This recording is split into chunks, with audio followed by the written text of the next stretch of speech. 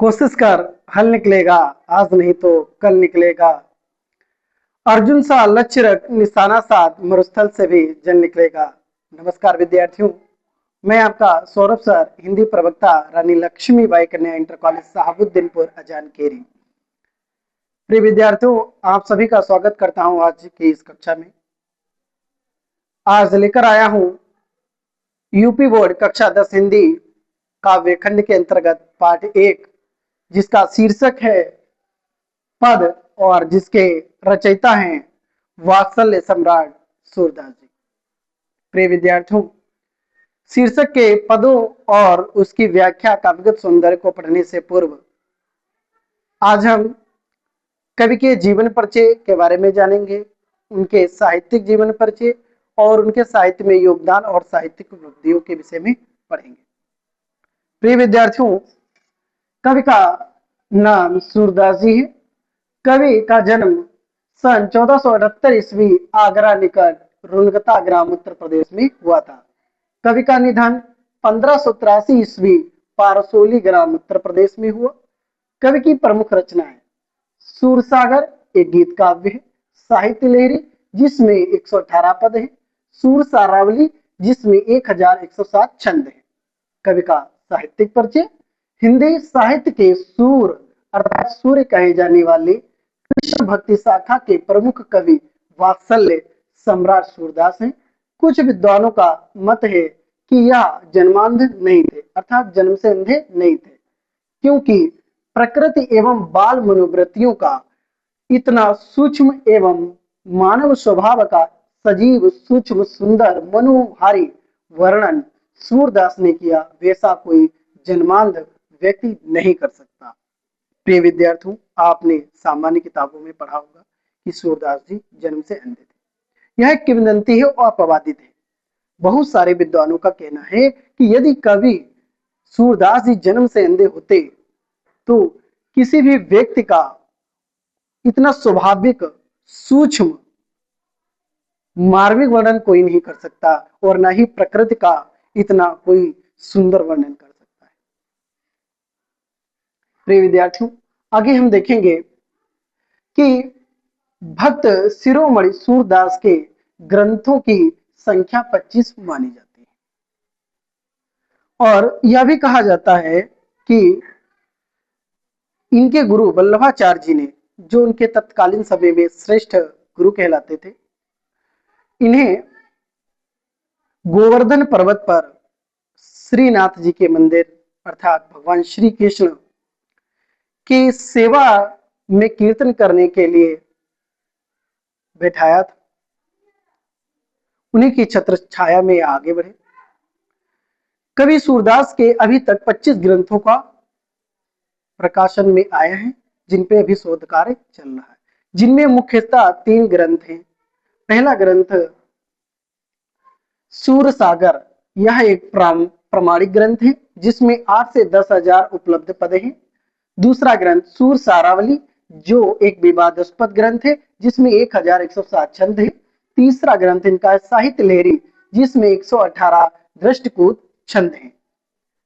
प्रिय विद्यार्थियों, जब हम कवि का जीवन परिचय लिखते हैं तो काव्यगत विशेषताओं को 2 पक्षों में बांटते हैं, एक भाव पक्ष, दूसरा कला पक्ष। कला पक्ष को मैंने यहाँ पर नहीं वर्णित किया है, भाव पक्ष को वर्णित किया है। जो कला पक्ष का है वह आपको पीडीएफ के रूप में मिल जाएगा। कला पक्ष में कवि की भाषा, शैली, अलंकार, छंद का वर्णन किया जाता है। तो कवि की भाषा ब्रज है, शैली माधुर्य।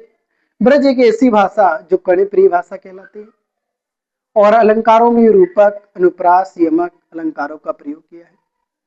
अब हम देखेंगे भक्ति भावना कवि की।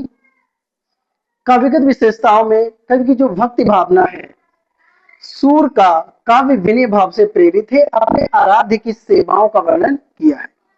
कवि ने भगवान श्री कृष्ण के प्रति अपनी अनन्य सेवा भक्ति को व्यक्त किया है और उनके द्वारा, ईश्वर द्वारा किए गए उपकारों का वर्णन किया है, बखान किया है। कवि सूरदास जी लिखते हैं, एक उदाहरण के माध्यम से हम समझेंगे चरण कमल बंदो हरि राय, जाके कृपा पंगु गिरे लंग, अंधे को सब कुछ दर्शाए, चरण कमल बंदो हरि राय। सूरदास जी कहते हैं अपने प्रभु श्री कृष्ण से उनके प्रति अपनी अनन्य भक्ति को व्यक्त करते हुए कि मैं चरण कमल, कमल रूपी चरणों की वंदना करता हूं, जिनकी कृपा मात्र से पंगु अर्थात लंगड़ा, गिरी यानी पर्वत, लंगड़ा पर्वत को लांग लेता है और वही अंधे को सब कुछ दर्शाई, अंधे व्यक्ति को सब कुछ दिखाई देने लगता है। ऐसी प्रभु की कृपा होती है। वही दूसरा पक्ष हम देखेंगे कवि का वात्सल्य वर्णन। कवि ने भगवान श्री कृष्ण की बाल लीलाओं, बाल छवियों, बाल कृतियों का इतना मनोरम मार्मिक वर्णन किया है, आज तक वैसा कोई नहीं कर सका। कवि ने भगवान श्री के कृष्ण के नख अर्थात पैर के नाखून से लेकर के सिर तक अंग, प्रत्येक अंग का इतना स्वाभाविक चित्रण किया है, ऐसा लगता है कि प्रभु भगवान श्री कृष्ण वास्तविक रूप में हमारे आंखों के समक्ष आ जाते हैं। लिखते हैं वहां, एक उदाहरण के माध्यम से देखते हैं कि लिखत कान्हे घुटर बन आवते, मणिमय कनक नंद कई आंगन, बिंब पकड़ी वह धावते। भगवान श्री कृष्ण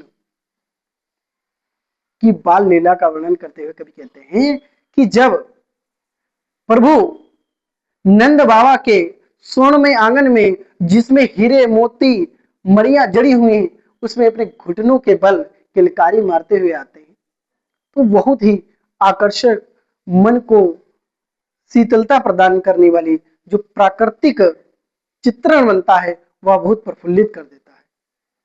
वह कहते हैं प्रभु जी श्री कृष्ण जब मणिमय स्वर्णमय आंगन में अपने घुटनों के बल दौड़ते हैं, तो उनका जो प्रतिबिंब आंगन में बनता है तो वह उसे पकड़ने का प्रयास करते हैं। कवि का हम देखेंगे श्रृंगार वर्णन। कवि सूरदास जी ने वात्सल्य के साथ साथ राधा, गोपियों और कृष्ण के बीच संयोग और वियोग में जो मार्मिक हृदय की पीड़ा है उसको व्यक्त किया। देखेंगे हम इस प्रकार, सूर्य ने कृष्ण और राधा और गोपियों के बीच संयोग व वियोग दोनों स्थितियों में हृदय के मार्मिक भावों को कुछ इस प्रकार व्यक्त किया है। जब उद्धव को भगवान श्री कृष्ण अपनी ब्रज की यादें बतलाते हैं, जब भावुक अवस्था में होते तो कहते हैं उद्धव से, हे उद्धव, उद्धव मोहे ब्रज विसरत नाही, वृंदावन गोकुल बन उपवन, सगन कुंज की छाही। भगवान श्री कृष्ण उद्धव से कहते हैं कि हे उद्धव, मुझे ब्रज की यादें भुलाई नहीं जा रही हैं। वह वृंदावन जहां हम घूमा करते थे, वह गोकुल जहां हम खेला करते थे, और गोकुल के वन और उद्यान जहां हम क्रीड़ाएं करते थे, लीलाएं करते थे, गैया चराते थे, वह हमसे बुलाया नहीं जा रहा है। सगन कुंज की छाई, और वो घने घने वृक्ष जिनकी छाया के नीचे हम खेलते थे, लीलाएं करते थे, बंसी बजाते थे, वह हमसे बुलाई नहीं जा रही। आगे अब हम देखेंगे कवि का साहित्य में स्थान। भाषा की दृष्टि से संस्कृत साहित्य में जो स्थान वाल्मीकि को प्राप्त है, वही सूर को ब्रज में प्राप्त है। सूर को वात्सल्य सम्राट कहा जाता है और इन्हें हिंदी काव्य जगत का सूर अर्थात सूर्य कहा जाता है। प्रिय विद्यार्थियों, आज आपने सूरदास के जीवन परिचय के बारे में जाना, जिसका पीडीएफ आपको व्हाट्सएप ग्रुप पे दे दिया जाएगा। जिन बच्चों का व्हाट्सएप ग्रुप में नंबर ऐड नहीं है, वह जल्दी से जल्दी ऐड कराएं। और यदि आप इस संपूर्ण तथ्य से स्पष्ट हैं, संतुष्ट हैं, तो हमारे चैनल RS क्लासेस को सब्सक्राइब करें और ज्यादा से ज्यादा बच्चों को जोड़ें, जिससे मैं बिना किसी बाधा के लगातार आपको कक्षाएं उपलब्ध करा सकूं। धन्यवाद विद्यार्थियों। और जिन बच्चों को स्क्रीनशॉट लेना है वह स्क्रीनशॉट ले सकते हैं।